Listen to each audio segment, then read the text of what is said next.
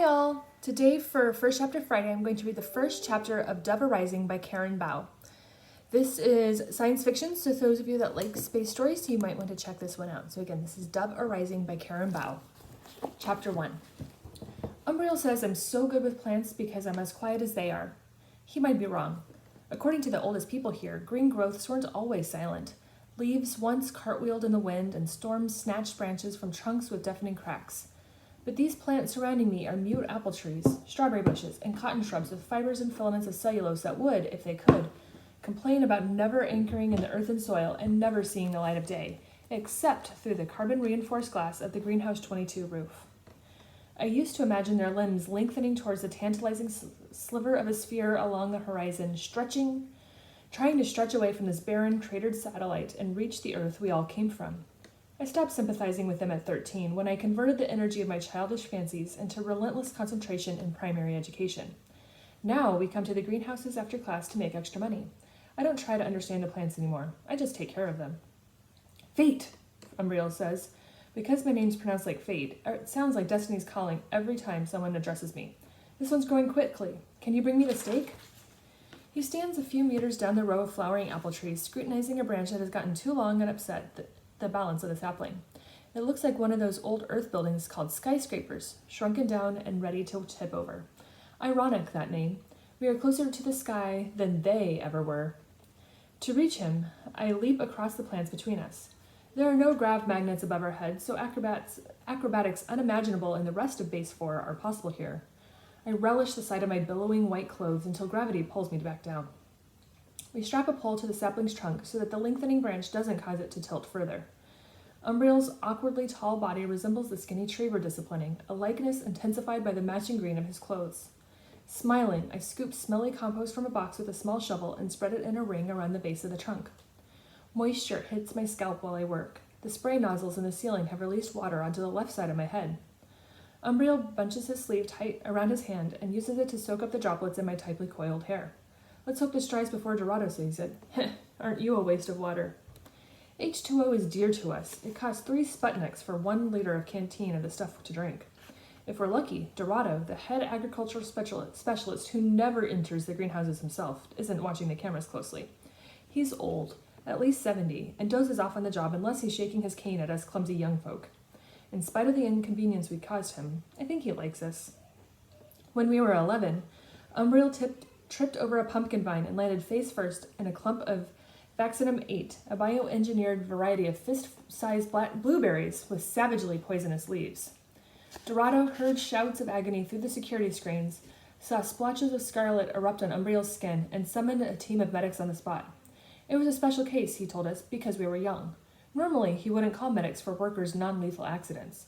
That's when I began to hope to become a bioengineer, so I'd get to work on projects like reducing the plant's toxin levels while increasing their nutritional content. I don't usually slip up, and neither does Umbriel, not anymore.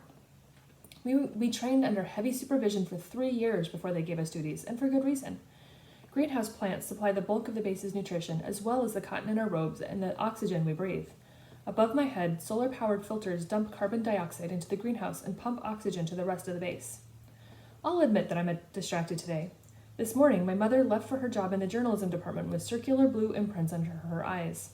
She hasn't looked alert for a few days, but has refused to say why. Apprehension has been thrashing around in my heart, unspoken and squashed down by my will. Regardless, I can't hide my worry from Umbriel. What's bugging you? Not the flat-ended bees, I hope. The hive people had to harvest honey today. Neither species was very happy about it. Umbriel knows that being surrounded by organisms, sprouting and growing and living, usually puts a serene, if not content, expression on my face. When the slightest crease appears on my forehead, he feels he must erase it with a joke or two. I know, it's that chemistry test. You probably bombed it. Your name's going to flop off the top of the science area listing. Now he's appealing to my pride by bringing up my primary ranking, the reward for long nights of studying, of pinching my forearms to stay awake, and mumbling formulae to drown out the complaints of my empty stomach. It'll someday get me a job in the bioengineering department, and along with that position, state-of-the-art equipment to tinker with and design team members who'll give me both respect and space to think. The entire base gave respect and distance to the bioengineer who modified honeybee homeotic genes to strip the species of stingers. I, too, want to create something new with the tools nature has provided.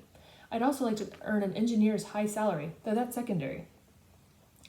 As Umbriel straps another tree to a post, he studies me with eyes so dark I can't tell where his pupils and irises meet. Stumped, he slaps his gloved hands together 3 times as if dusting him off. It's an old signal of ours. We'll talk later when there's greater likelihood of privacy. Guess you're just tired then, he says. He taps the back of his left hand and turns it towards me. His hand screen, the circular layer of flexible polymer fused with his skin, reads 1658. 2 minutes remain until we can go home to the residential department, him to the Phi complex, and me to Theta.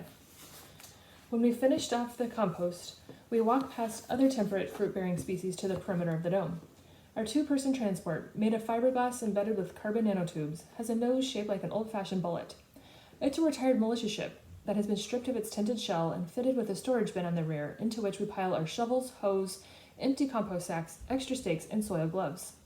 The thing miraculously didn't explode in space combat or get piloted into an asteroid by some novice soldier during its fighting years. Today, it sports only a few scars where the self-sensing material grew back after being punctured by small particles. I take the driver's seat and enter the password 6886 into a keypad, another relic from the past. Nowadays, secure access doors and vehicles all have fingerprint scanners. Umbriel parks himself next to me, patting my shoulder the way he does when he's not sure what to say.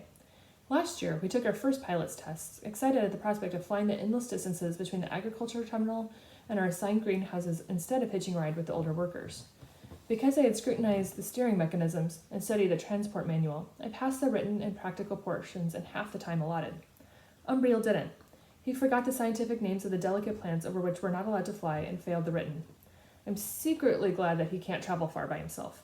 For convenience's sake, Dorado still assigns us to work the same plants at the same times.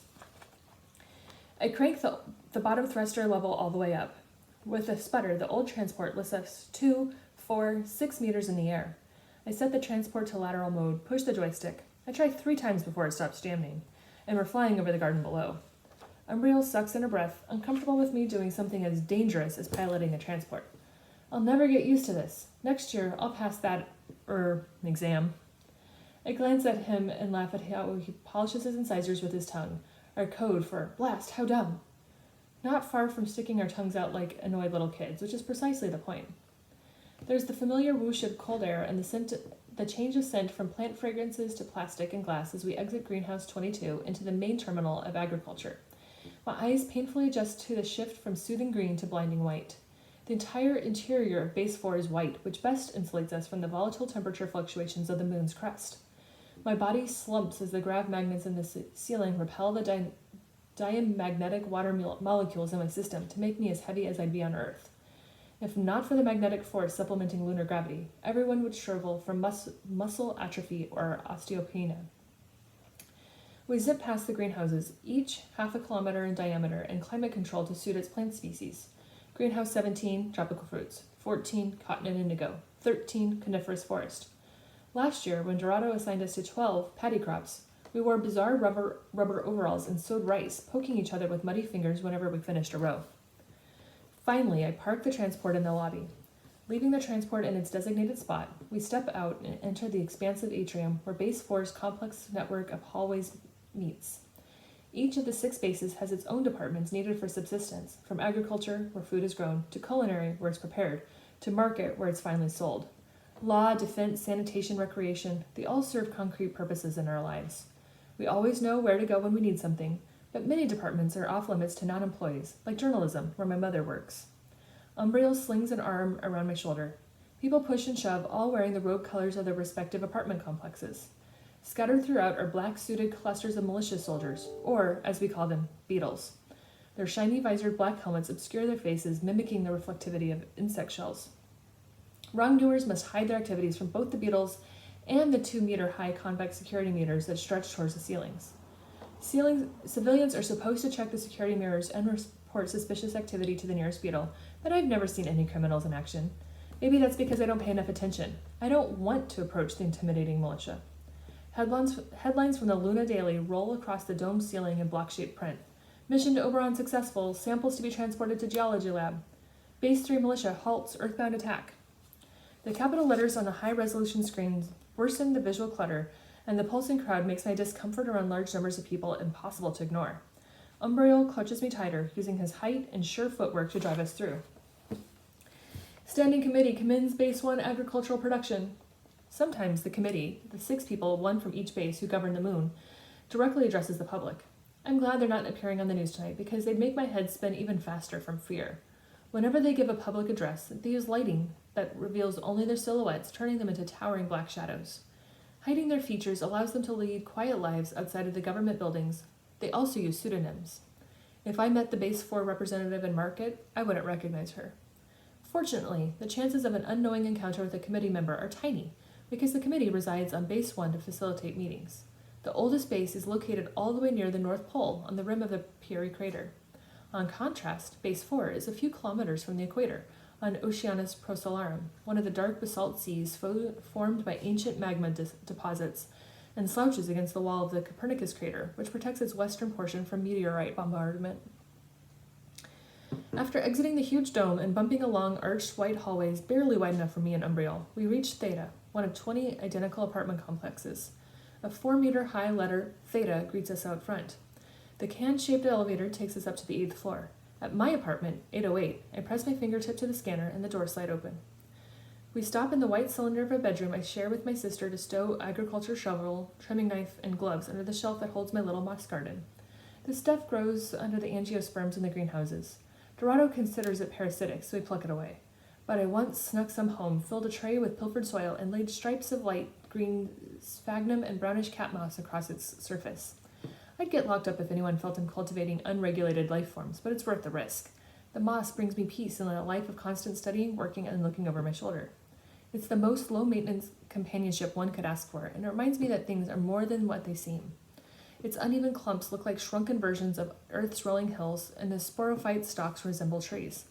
Not that I've ever seen the hills, except in old pictures, but I've tried looking, even though I know the moon is too far away, by squinting at Earth through the greenhouse windows while the sun shone. My room is so small that when Umbriel and I sit on my cot, we see both the moss garden and our reflections in the desk mirror. I uncoil my hair and pick apart the braid, shaking loose the feeling that someone's been yanking on it all day. Agriculture, like many of the scientific departments, expects females to bind our hair so we don't shed or tangle it in expensive equipment. The style is a headache to create every morning, and literally a headache to wear during the day. I lower my cheek to Umbriel's solid shoulder, but because our faces are pointy from daily bouts of hunger, the pressure soon hurts my bones and I have to sit back up. We both have tan skin from working in the greenhouses and eyes the same shade of onyx. Mine, long and sloped, his, wide and penetrating. Our hair was the same color too in our childhood, but now mine is shot through with silver veins, the tails of miniature comets hurtling across my head. The rest is dark as the spaces between the stars. Looking at my hair, Umbriel clucks his tongue. Take it easy, will you? There's a whole new section here that's gray. I'm starting to worry about your worrying. The fingers of his right hand untangle the knots at the end of my hair, fingers that have vexed me time and time again by snatching fruits off shrubs and depositing them in his pockets. For free produce, he's willing to risk spending a few days locked up, though he's gotten so good at evading security that I think he no longer worries about the danger. Before he continues the conversation, we sit on our left hands to cover the microscopic audio receptors in our hand screens. It's a common practice, but I still grin for a moment. It's always funny to me that people having the most serious talks look the silliest, hands firmly tucked under our gluteals. Powered by our blood circulation, hand screens perform the functions of old earthbound computers and link us to the Base 4 network. Every 5-year-old must report to the medical department, fall unconscious under morphine, and remain so while specialists fuse flesh with technology. We use hand screens to compute figures, read uploaded books, watch news broadcasts, and view other people's statistics on demand. Medical also uses them to monitor our vital signs like heart rate and body temperature. However, we can't send messages or receive communication unless they're transmitted directly from the department.